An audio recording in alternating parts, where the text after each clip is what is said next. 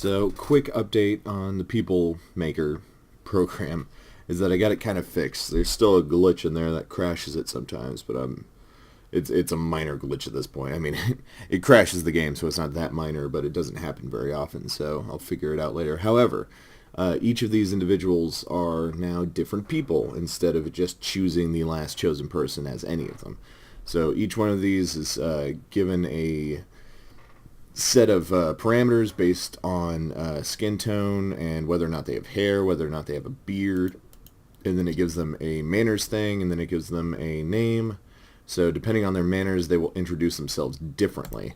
Like this guy has high manners because he is very polite at the start, introduces and says his full name, gives you the middle initial and tells you what it stands for, and then they register whether or not they have hair and beards and stuff like that.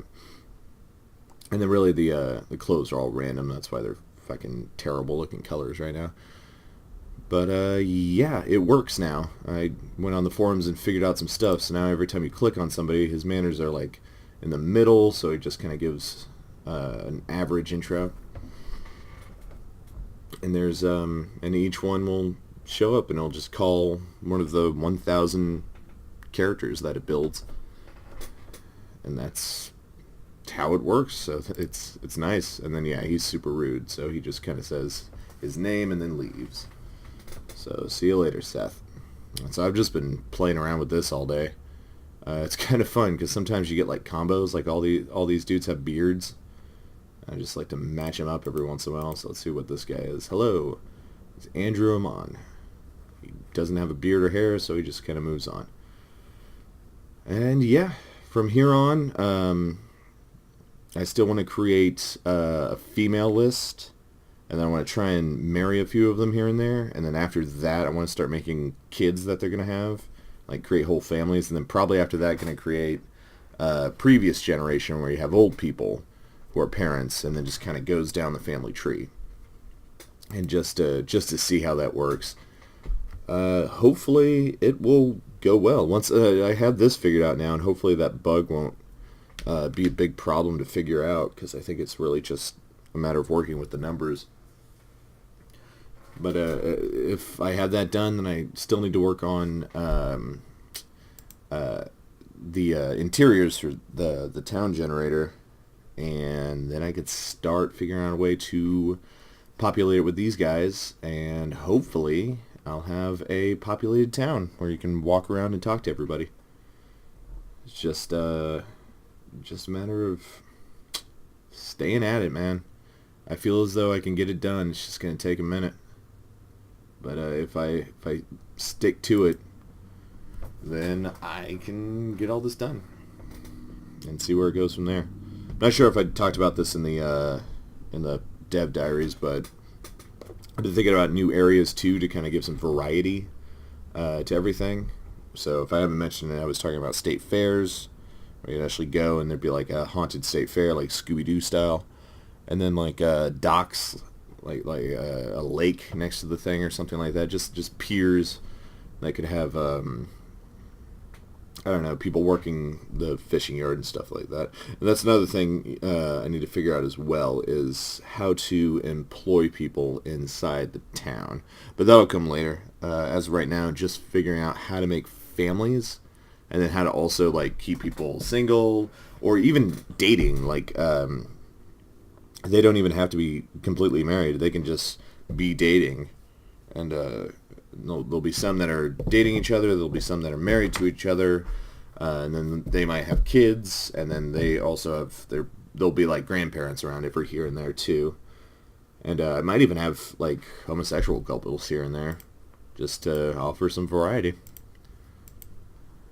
Because yeah, but there's also I also kind of want to add that to like scandalous stuff, like maybe somebody's gay and they don't want their family to to know they're gay, so they keep it a secret. So when you try to interview them on where they were the night of the murder, they're just like, I definitely wasn't with my gay lover, that's for sure. And then you start getting suspicious because they're not confessing.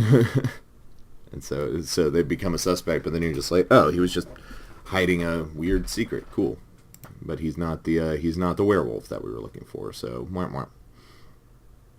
Something like that. There'll be all sorts of scandals and affairs and stealing money from banks late at night.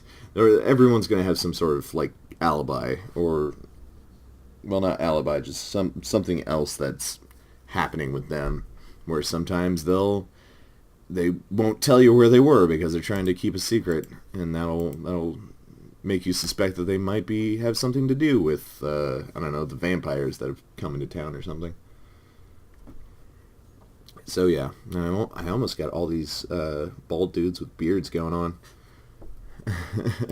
and this is all I've been doing is just trying to match them all together, losing sleep doing it too, but it works, and that's awesome. I love that it works. I just have to double the name list, add females, children, old people, and start connecting them all into families. He's super polite. And that's another thing too, is just a big series of just different conversation things so that it stays varied and stuff, but based on essentially it's just going to be kind of like the name generator, where it's based on manners and forgetfulness and just habits, I guess. Maybe even interests. They could sneak their interests in there every once in a while. Like they could use colorful conversation text. If they're a fan of cars, and they will sometimes make references to like motors or something like that when they're trying to talk about something like, yeah, I was with Beth the other night, sure got her motor revving, or something like that. I don't know, man. Could be interesting. Again, we're trying to generate characters with character, not just the generic guys you see here, because that's not going to work. Like these guys are very obviously uniform, but in the finished product, there's going to be a lot more variety, definitely, because I just threw something together to see if it would work, and now that I know it does work, I can start considering making more variations in clothing and facial hairstyle and regular hairstyle. And I don't know, I was thinking about if they're married, then there can also be a ring thing, but that's basically taking every single sprite and then just copy and pasting that, but putting a gold ring on their left finger, and you can't even, like in the schematics, you can't even really see their left finger, so just be like a piece of yellow right there, and it's not worth it. It's really not worth it. It's the exact opposite of worth. So yeah, just sticking with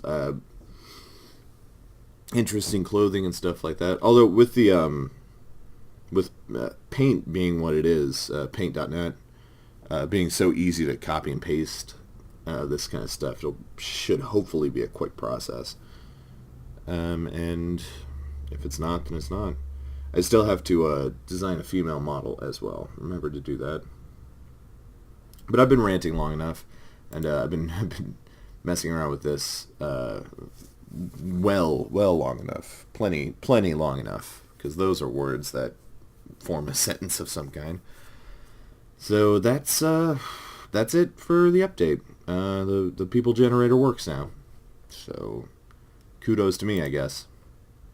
And Oz X Overman. OXO. Yeah, so that's it.